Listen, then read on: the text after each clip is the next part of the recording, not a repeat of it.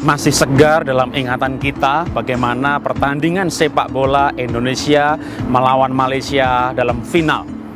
Terus terang saya harus angkat jempol buat tim Malaysia. Kenapa? Karena mereka menggunakan 100% pemainnya adalah orang Malaysia asli.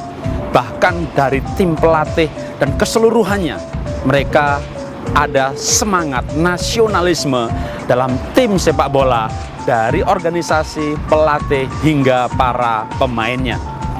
Tidak ada pemain asing yang dinaturalisasi lalu diidolakan bak artis. Semuanya pemain nasionalis Malaysia. Apa intinya? Mereka memberi kesempatan pada anak bangsa sendiri, punya citra diri yang kuat sebagai bangsa. Mereka percaya diri, mereka melatih diri, mereka memberi kesempatan kepada anak bangsa. Di negeri jiran Malaysia ini saya menemukan bahwa kisah yang serupa dengan kisah sepak bola yang intinya adalah memberi kesempatan pada anak bangsa sendiri ternyata merupakan keputusan politik oleh pemerintah yang dilakukan, diterapkan pada semua bidang termasuk ekonomi. Tun Abdul Razak adalah bapak pembangunan Malaysia yang meletakkan sikap tersebut secara nasional sebagai sikap negara. Setelah kerusuhan 13 Mei 1969, maka 1970 Tun Abdul Razak menjadi Perdana Menteri. Dia meluncurkan sebuah ide kegerakan kebijakan baru yang disebut dengan dasar ekonomi baru. Prinsipnya adalah memberikan kue ekonomi kesempatan yang lebih besar kepada orang-orang Melayu. Dan terbukti kebijakan itu sekarang benar karena orang-orang Melayu sanggup menjalankan roda ekonomi sama seperti orang-orang Tionghoa maupun orang-orang India yang pada tahun-tahun sebelumnya menjalankan roda ekonomi Malaysia. Inti kebijakan ini adalah memberi kesempatan kepada bangsa Melayu, bangsa Malaysia sendiri untuk mendapat bagian dalam kue ekonomi. Jadi semacam program nasionalisasi ekonomi.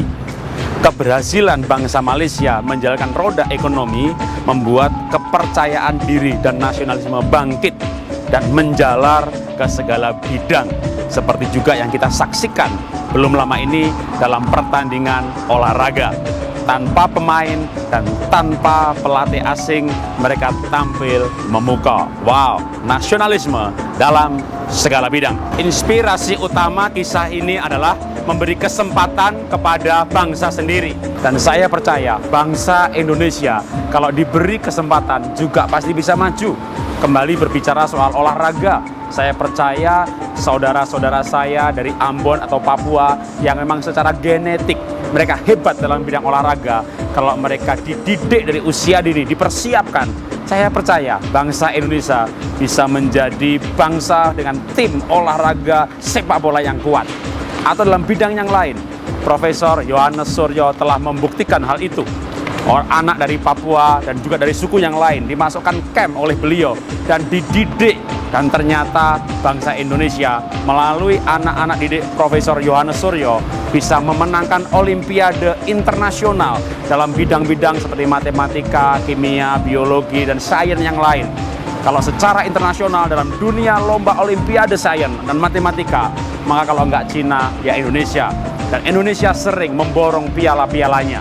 Itu bukti bahwa dari suku apa saja, kalau diberi kesempatan, maka mereka juga bisa maju. Saya percaya bangsa Indonesia pasti bisa maju, asal kita memberi kesempatan kepada anak bangsa sendiri. Salam dahsyat, luar biasa.